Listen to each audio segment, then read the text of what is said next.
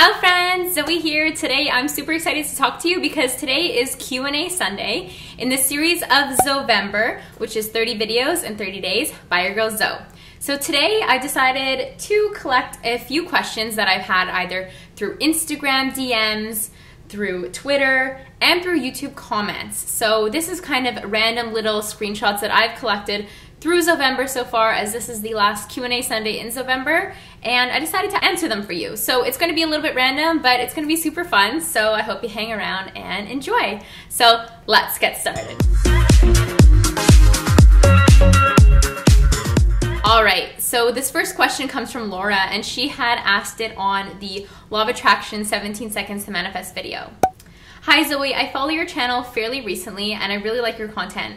I would like to ask you something, especially because you've lived abroad and you know lots of places. What are the things that you like most about life in Canada, especially Toronto? And what are things that you're maybe not so fond of? I hope you can share your answer. Thank you.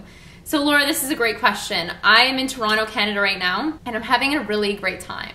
As you guys know, I was a little bit nervous about heading back here, but I'm feeling pretty a-okay. I'm absolutely loving my time here.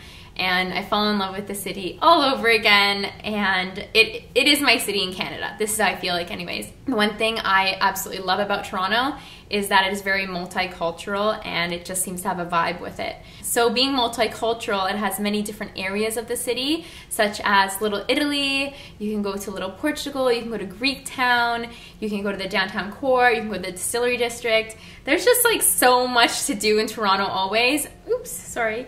And that's one of the reasons why I love the city. I also think it has amazing people. For things that I'm not too fond of, I don't really like to say that because you guys, happiness comes from within. That's what I've been telling you. This is what I've been practicing.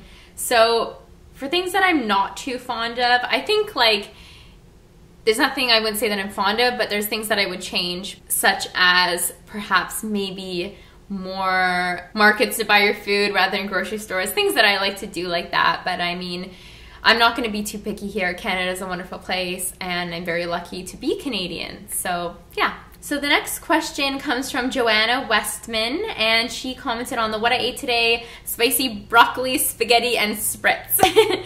So Joanna says, hi Zoe, was wondering, is Italy still magical in the fall and winter time? You've been there for more than a year now, and I'm wondering if the Italian people are still warm and welcoming and go out and socialize like it is in the summer. Italy is always magic. Italy always feels like a dream, and to me, every day, it feels perfect there. As you guys know, it's my favorite place in the world. I think it's magical all the time. I find that, the people's attitudes don't change. I think that as long as you're positive and you're friendly to people, they're still going to talk to you. Everybody's still out and about. It doesn't get so cold in Italy that people kind of huddle indoors, as sometimes that happens in Canada. So I'd say any time of the year is a great time in Italy. It's always magic. The next question comes from Oliver Quinn, and this was another comment on YouTube. Oliver said, Germany is so amazing looking. Maybe you can do a video on the things that surprised you about Germany. Thanks for brightening up my day. Thank you for commenting, Oliver. A video of the things that surprised me in Germany. I would say that I was just overall very pleasantly surprised because I hadn't been drawn to Germany too much. As I told you guys in my Berlin travel diary, I did study history and I did have my minor in history in university. So I'm aware of the history of Germany, like the war. But what surprised me about it was that it had a very comforting feeling, which wasn't something that I expected. It just felt comfortable, it felt calm, and I think that maybe that has to do with the fact that it is very similar to Canada, which in its, I guess, weather, in its climate, and in its wilderness. The next question is another one from the Law of Attraction 17 Seconds video. Hi Zoe, I've been watching your videos for quite some time. This is my first time commenting. I'm so curious on how you're able to avoid buying odds and ends during your travels. I get very sentimental when I travel, and I always want to have a little trinket or something to remind me of the places I've been. How do you not get tempted to buy these things while you're in Rome? This is a great question, Holly, and I actually do cover this in my new minimalism book, which is coming out, so I have the pre-order link down below. It's coming out in January, so you guys are gonna jump on that. But okay, so I do remember feeling like I wanted to collect trinkets from everywhere they went, but to me, experiences and memories are so much more valuable than having a tangible thing to remind me of that trip. You will always have your memories. So one thing that I can say about myself is that I love to take pictures. As you guys know, I also love to take video. So in that way, I remember my places and I remember the things that I've experienced. I find that Instagram is a great tool. I know some people play Instagram as like a game, like it all needs to be very like aesthetical and, you know, all the pictures need to be kind of similar. Maybe they all have white backgrounds or that's like an overlaying theme. To me, I think of Instagram as this is a photo album of my life. So if I can document something from every day or almost every day, attach a photo with a feeling or a quote or something that I'm really vibing that day, to me that's enough. That's memory enough. And I think that, yeah, Instagram's a great tool. So if you guys want to follow me at Zoe Ariel, I love to share my life with you. And of course, you guys know I'm a quote junkie and a photo junkie. The next question is on a recent Q&A I did on which covers why I don't watch TV and other things you don't know about me. MH204939 wants to request that I do a draw my life video. Listen, I love to watch draw my life videos. I think it's really nice to get to know people, and I hope that I share enough of my life with you guys that you do feel like you know me to some extent. But my past is quite interesting, and I can't really make a draw my life video without mentioning certain people who are no longer in my life, and let's just say legal issues. So perhaps one day in the future, but that's why I haven't put together a draw my life video, is because I wouldn't feel right about creating it and not being totally honest with you. So that's that. But I do feel like I share the good times and the bad times with you guys, so hopefully you can feel like you already connect with me on a good level. Like, we have known each other for life. So we have a question from Amber Grace, and she commented on the minimalism FAQ. Loving ZOVEMBER, I have a little personal question for you. I'm guessing you spend a lot of time by yourself. Yes, I do. Maybe you don't though, and I'm wondering if you were lonely at first or if you got used to it and now enjoy having yourself to be around for maybe even a few weeks at a time. So yes, I think there's a big difference between being lonely and being alone. I'm alone a lot. I spend a lot of my time alone. I work alone. I actually really like to be alone. I find it very peaceful. I also love to be around people. Lonely, not so much. I feel like when you can finally become content with just being with yourself and hanging out with yourself, you might have a hard time thinking of it not being that way. Like, I enjoy my time to myself so much because I feel like I work on my own schedule. It doesn't get interrupted for the most part. I am in control and I am my own best friend, and that's an amazing feeling, and it's a concept that I recently as in like the past couple of years, have been really working on. So if you're out there and you kind of always feel the need to be around people and not be alone, I challenge you to step outside your comfort zone and get yourself into those alone moments.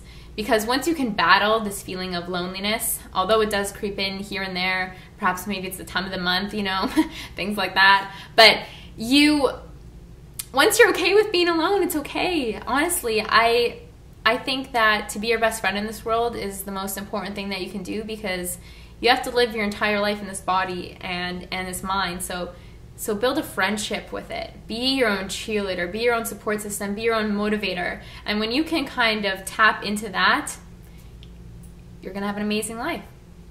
So this next question came in from a DM on Instagram. I want to apologize. I often can't get to the DMs now on Instagram, so I just want to apologize and let you guys know. For the most part, I do try to read them, but to me, it doesn't feel right to only pick and choose to answer some people and not answer everybody. And then also, when you send such thoughtful messages that are maybe a few paragraphs long, it hurts me to type back, thank you so much, I really appreciate it, when in my heart and in my mind, I want to take so much and spill it out to you. But at this point in my life right now, I don't really have the time to be answering all of them, so I just wanted to put this out there and say thank you so much. And I do tap into them here and there, and even if I don't reply, I do take it into consideration for future videos. So this is a DM that came in, and it says, "Hi Zoe, I recently found your channel and I'm obsessed. I'm really interested at becoming a minimalist, and I have a huge problem with thinking I might need this item for something later. Any tips?" This came from Stephanie Lynn, so thank you, Stephanie. So in regards to feeling like you might need something later, put these items in a box and put them away for 4 weeks. Set a reminder on your phone. Tell Suri girl, like, remind me in 4 weeks that we have a box in the closet full of things that I think I might need. If you haven't needed these things in 4 weeks and you didn't miss them, you know, it didn't register to you that you needed them, then it's time to donate them. Do this little practice with yourself and always keep that box in the closet and just challenge yourself to see what you can pull away and put in the box. And if you don't need it, if you don't use it, chances are it doesn't need to be in your life, and that will become a lot more obvious to you after 4 weeks. The next question comes from Yosel Backman, and Yosel said, "Hey Zoe, I'm new to your channel and you're so amazing. The life that you've built up for yourself that you actually enjoy is amazing and so rewarding. I'm slowly embracing the idea of minimalism, but I am very overwhelmed and I don't really know where to start.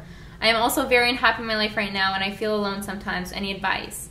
Once again, keep up the great work and don't get discouraged from any of the negativity." Thank you so much, Yosel. I really appreciate that. In regards to feeling unhappy, I do have a video on how to get yourself out of a rut if you feel like it's something like that.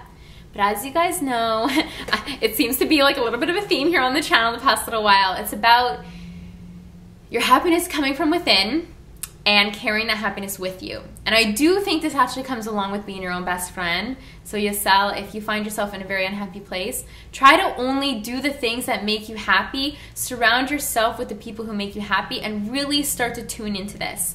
Kind of develop more of a sensitive radar around you.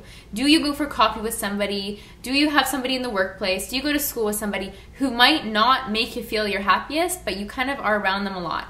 If you can recognize these types of people or these types of things that make you unhappy that you seem to do consistently, then start to, you know, ping them off your radar, notice them, and distance yourself. Let's say that it doesn't make you feel very good when you skip the gym. So if you find that you don't feel good when you skip the gym, start going to the gym. And I guarantee you're gonna feel a lot better after that. Going to the gym and fitness also helps to increase endorphins and make you a much happier person. When you feel like you're doing something to better your body, it is going to just do wonders for your mind. Anyways, guys, I seem to be losing the natural light here, so I think we're gonna call it a day for this Q&A Sunday. Always, please know if you guys do have questions, drop them down in the comments there, and even better if you can use hashtag AskZoe. When I'm filtering through the comments, I will be able to kind of pick yours out first. So yeah, I hope you all have an amazing day, and thank you so much for tuning in, and yeah, thank you so much for just being you and watching me in ZOVEMBER. Ciao!